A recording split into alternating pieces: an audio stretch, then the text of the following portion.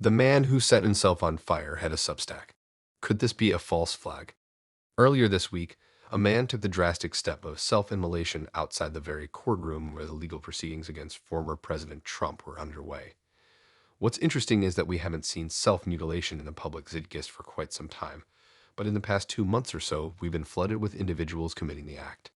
Come to think about it, there was an act of a baby being burned alive during the Super Bowl. Unorthodoxy is a reader-supported publication. To receive new posts and support my work, consider becoming a free or paid subscriber. What makes this particular incident even more compelling is the existence of a manifesto, a memoir of sorts, published on the platform Substack by the perpetrator himself.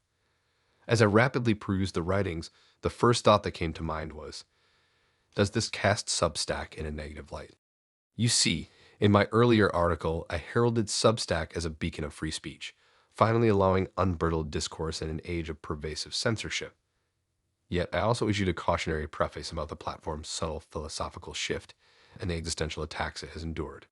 Now, with this manifesto linked to its digital pages, the very haven I praised faces potential vilification as a safe space for dangerous conspiracy theories to proliferate unchecked. The news headlines practically write themselves. Substack hosts unhinged writings of courtroom arsonist. A quick Google search reveals the tentacles already taking hold.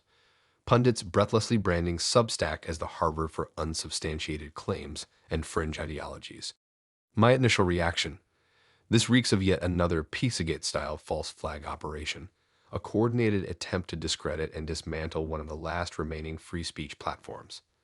Leverage a shocking, deeply unpalatable act to provoke public furor and justify censorship under the guise of public safety.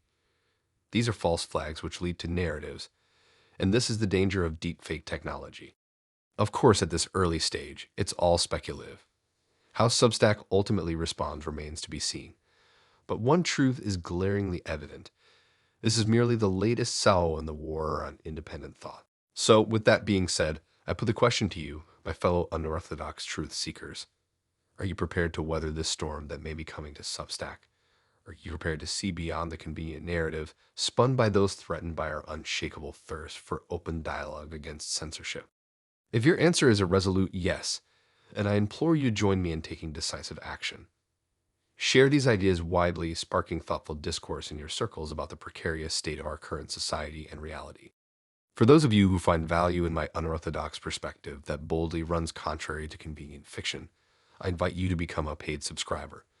With alarming frequency, platforms like Substack find themselves under escalating assault. Your support ensures not only continued access to my reality-breaking content, but also plays a vital role in sustaining and shaping our collective journey. And for those seeking a parallel path to information independence, who want to stay connected if anything were to happen to Substack, I cannot recommend strongly enough exploring my book. Within those pages lies a deeper understanding of how we arrived at this troubling crossroads. Armed with that knowledge, we can forge new pathways to self-actualization, ones that remain unshackled from the grip of narrative controllers. Make no mistake, the road ahead will be arduous. We're questioning the very nature of reality itself, after all. Dismissing truth as mere conspiracy is a reflex as old as language. But as this week's events have shown, if this may be a false flag, the establishment's fear of an uncontrolled reality has become insatiable. So I asked you, will you wield the pen and author the next chapter of human flourishing? One where the pursuit of truth remains an inviolable right rather than a simple wish, where unwavering curiosity is celebrated as the highest virtue, not deemed a threat to civic order? Or will you sit there and read the next article that comes into your inbox? The revolution is here and it won't be televised. The choice rests with you. Embrace willful ignorance or bravely walk the razor's edge toward enlightenment. Where your mind and spirit ultimately travel is your decision alone. As always, looking forward to any questions, comments, or feedback. Ash.